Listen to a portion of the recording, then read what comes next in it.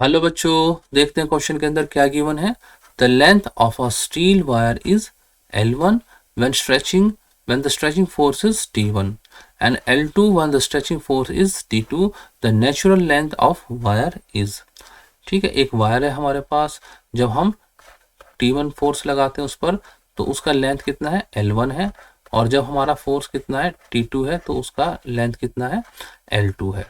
ठीक है, हमारे पास बच्चों फॉर्मूला क्या होता है, जो डेल्टा एल होता है, डेल्टा एल का फॉर्मूला हमारा क्या होता था, delta L is equal to F into L A upon Y. Delta L क्या होता था हमारा, जो भी उसके अंदर इंक्रीमेंट होता था। और एफ क्या है हमारा, लोड या फोर्स या टेंशन होता था। एल है original length, A area of cross section, Y is the Young's modulus. ठीक है, अगर हम डेल्टा एल हमारा क्या होता था, जो ओरिजिनल लेंथ है उसमें से क्या माइनस कर दो, जो नया लेंथ में से ओरिजिनल लेंथ माइनस कर दो, न्यू लेंथ माइनस, ठीक है, ओल्ड या फिर ओरिजिनल लेंथ, ओरिजिनल लेंथ। ठीक है, न्यू लेंथ हमारा क्या है, अगर हम पहले वाले केस को देखें, न्यू लेंथ है हमारा L1 और ओरिजिनल लेंथ L। तो हमारा जो यहाँ पर डेल्टा एल आया, एल माइनस एल आ गया। तो अब हम ये फॉर्मूला यहाँ पर पुट करते हैं। ठीक है, इस फॉर्मूले में हम वैल्यू पुट करते हैं तो हमारा क्या होगा, L1 minus L is equal to किसके इक्वल है ये,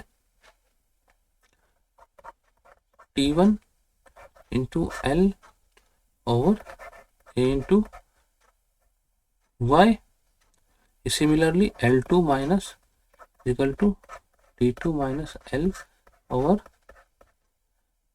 वाई। ठीक है, अब हम इसको सॉल्व कर लेते हैं, डिवाइडिंग इक्वेशन 1 एंड 2।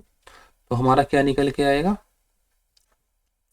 हमारा जो L निकल के आ जाएगा, L1 ये है L1 minus L, L2 minus L, ये आ जाएगा T1 एल ए वाई, और यहाँ पर T2 एल अपॉन ए वाई। ए वाई से ए वाई गया, एल से एल गया।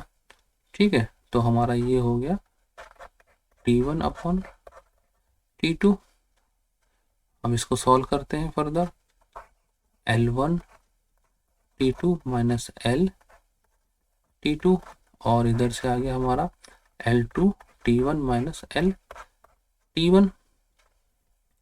तो नेचुरल लेंथ हमने कैलकुलेट करना है, तो हम इसको ले जाते हैं इधर, L T1 minus L T2, और इधर कितना हो गया, L2 T1 minus L1 T2। L हम निकालेंगे तो यहाँ से common, T1 minus T2 is equal to L2 T1 minus L1 T2।